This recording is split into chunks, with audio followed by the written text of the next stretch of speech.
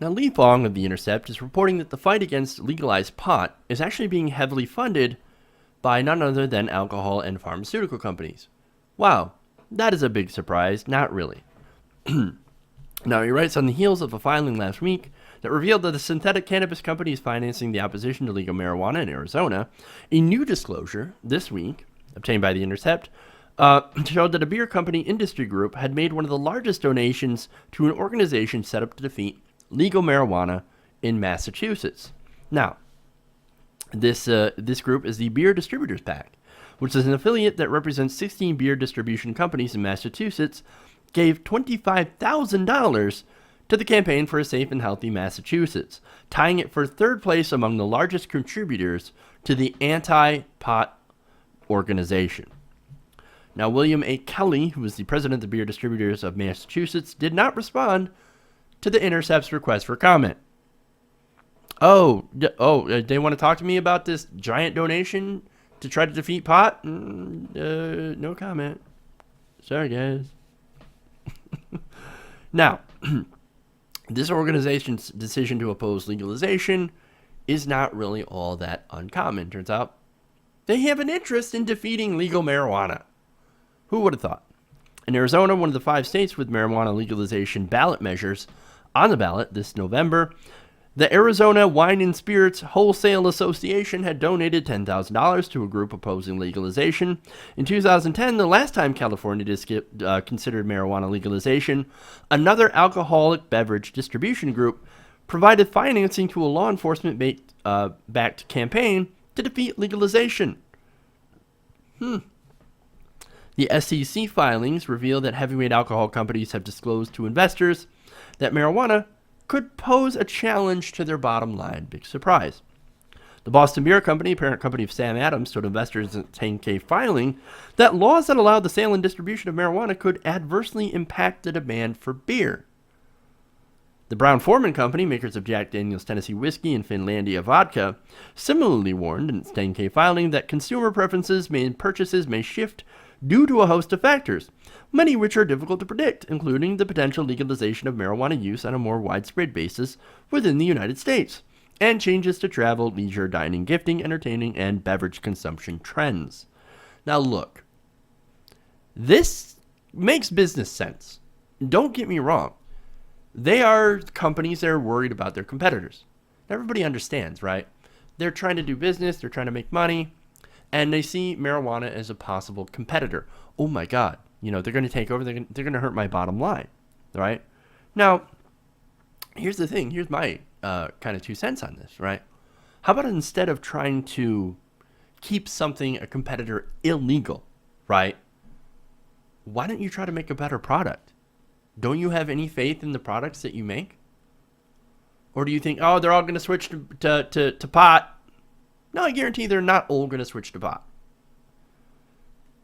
Okay, but look, if you're trying to stifle your competition by keeping it illegal, you are not playing in the free market. You're not playing in the free market at all. You're trying to use the government to kill your competition, to keep it from ever taking off. Now, here's the irony about this, is that they might not even need to do this. As Fong points out, research about the impact of marijuana legalization on consumer habits is split. Daniel Rees, a professor of economics at the University of Colorado, Denver, has claimed that consumers will substitute marijuana for alcohol when given the chance. That's what they're afraid of, right?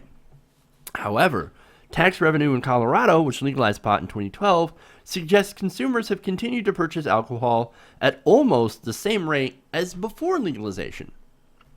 So making the entire fears about this unfounded. Oh, look, they're still making just as much money as they did before. And marijuana's legal, and less people are going to jail for it. It's a win-win for everybody.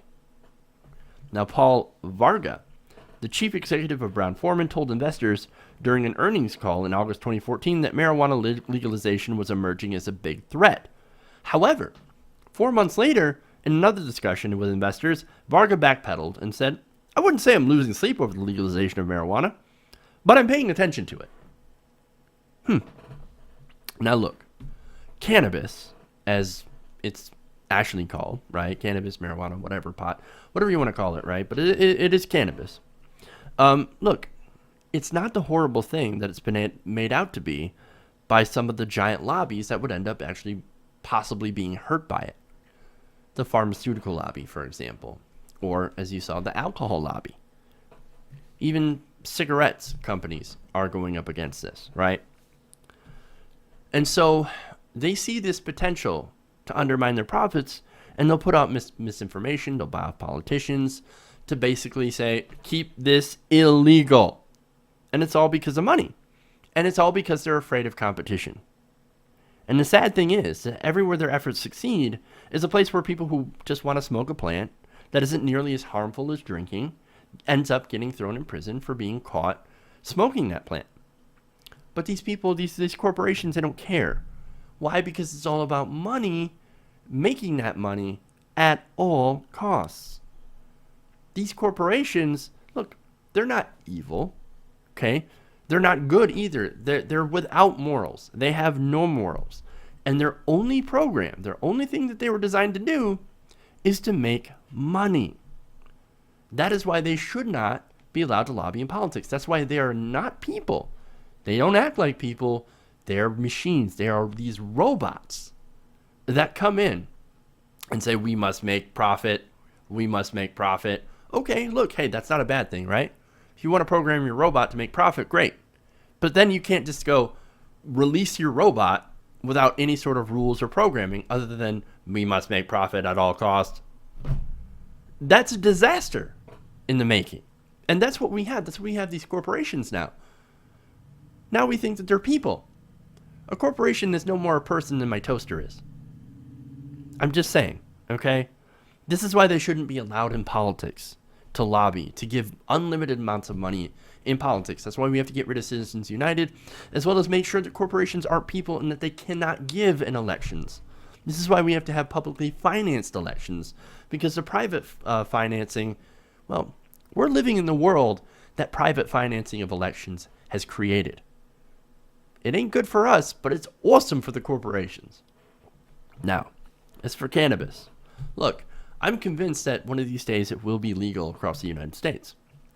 And the alcohol and prescription drug lobby, look, they're going to have to find ways to compete like normal businesses, right? And they're going to have to stop lobbying to make something as beneficial as cannabis. They have to stop lobbying to keep that illegal, because it should be illegal, it should be taxed, and it should be regulated. Hey everybody, thanks for watching this video. If you want to see more like this, please hit the subscribe button below. And if you want to support truly independent, non-corporate media, go to our Patreon page and become a patron. Patreon.com/TYTNation.